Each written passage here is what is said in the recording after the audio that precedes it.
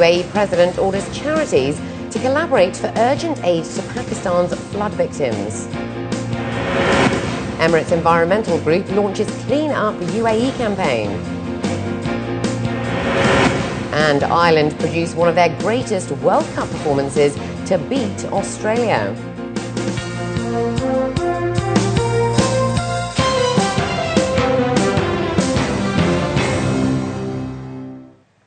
This is 7 National News. In our top story, UAE President, His Highness Sheikh Khalifa bin Zayed Al Nahyan, has ordered the collaboration of a number of the state's charities and institutions to organise aid for Pakistan's flood victims.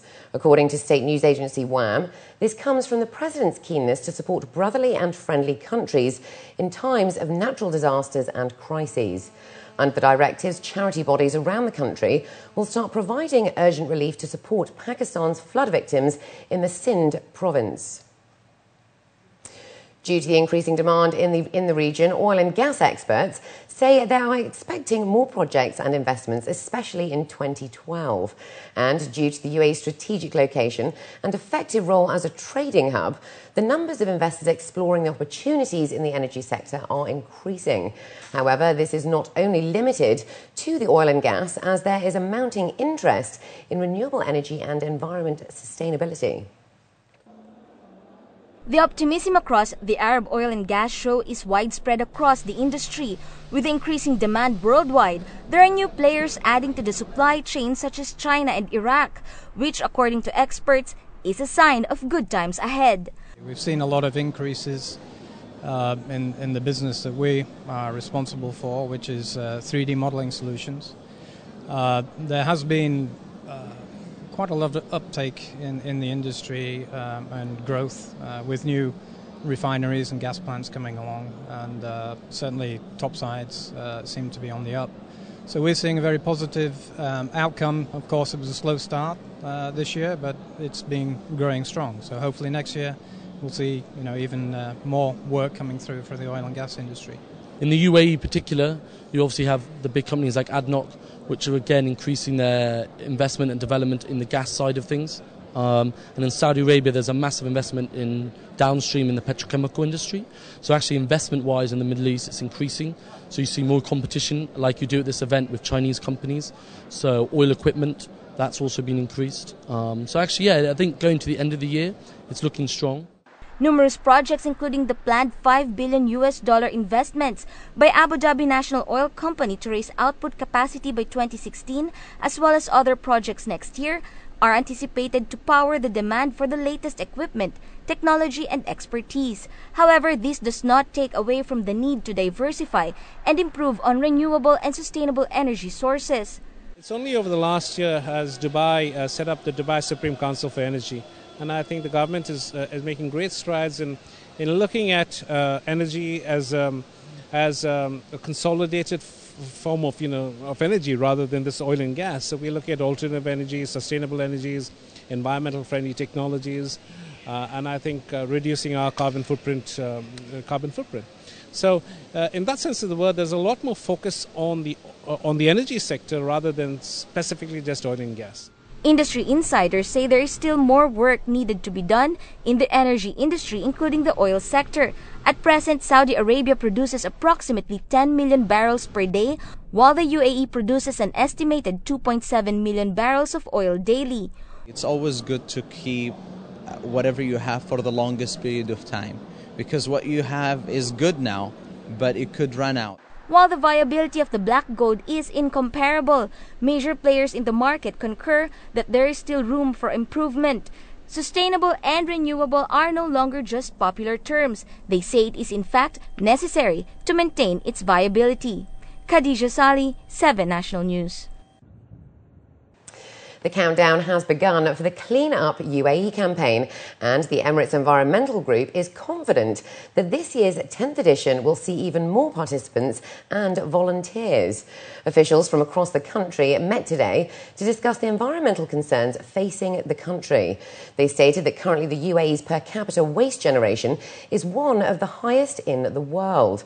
A comparative analysis of waste generated in each Emirates was highlighted, with Sharjah alone producing 2,000 tonnes of municipal waste each day.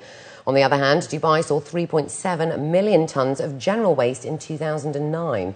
While the actual date for cleaning up the UAE is set for the 12th of December, the panel today appealed to the media for more proactive support from the community. This year's target participant rate is estimated at 25,000, as compared to 4,500 where the campaign was initiated back in 2002. UAE is leading the environmental movement in the Arab countries, and we would like to be categorized amongst the best 5 environmentally friendly countries in the world. Last year we managed to collect more than 100 tons of waste. This waste was taken to the landfill, majority of it. A small component or a small percentage was taken for recycling. I would like to be able, in the next few years, to really be able to segregate the waste, whether it is coming from the construction site or whether it's coming from a general site, whether it's coming from a labor camp, from a school. That's one of the things that we said, 10-year anniversary, celebrated in an innovative way. I will be sending the invitations to a lot of people, even to the clients in our company, registered company. So in this case, we are working on that and see the big area, so we cover all these participants. The majority of UAE internet users go online for social activities and for career-related purposes, according to a new Middle Eastern survey. The latest Bait.com and YouGov survey showed that 70% of UAE respondents spend 3 hours or more online every day. The results revealed that 38% of respondents claim to connect with friends via email and 41% through social networking sites, 90% of which have a Facebook profile. As for popular daily activities, it emerged that watching video clips and listening to music was hugely popular, as well as using the internet to job hunt, which represented 46% of UAE survey respondents. As for online shopping, only 12% of individuals surveyed went online for special deals. Meanwhile, Google is the UAE search engine of choice, with 97% of those surveyed opting to use the search browser. 205 illegal street vendors, car washers and beggars have been arrested so far this month by the Dubai municipality inspectors in collaboration with the Dubai police. The arrests through regular inspections also brought about the confiscation of 955 low-quality counterfeit goods, including perfumes, pirated CDs and fake brands. Of those trading illegally, 83 were street vendors, 98 were beggars, 13 made up of the car washers, and 11 were illegal butchers and fish cleaners. The violators have been handed over to the relevant departments for deportation. And looking to news abroad now, Pakistanis sent relief goods to help more than 300,000 people left homeless by floods caused by monsoon rains. The latest floods have killed more than 230 people, destroyed or damaged 1.2 million houses, and flooded 4.5 million acres since late last month. That's according to officials and Western aid groups. More than 300,000 people have been moved to shelters, and some 800,000 families hit by last year's floods are still homeless. Victims of Pakistan's floods are also at growing risk of potentially fatal diseases. Aid groups have warned, stating that there were so far 2,000 confirmed cases of malaria, a number that is likely to rise. New still images have emerged of the tragic 1950s vintage plane that crashed during an air show in West Virginia on Saturday. The plane's pilot was killed, according to the West Virginia National Guard, but no other casualties have been reported.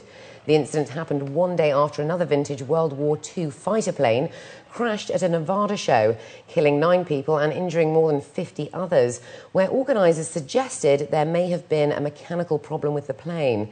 The aircraft in West Virginia was flying as a part of the T-28 Warbird Aerobatic Formation demonstration team, which performs at air shows around the country.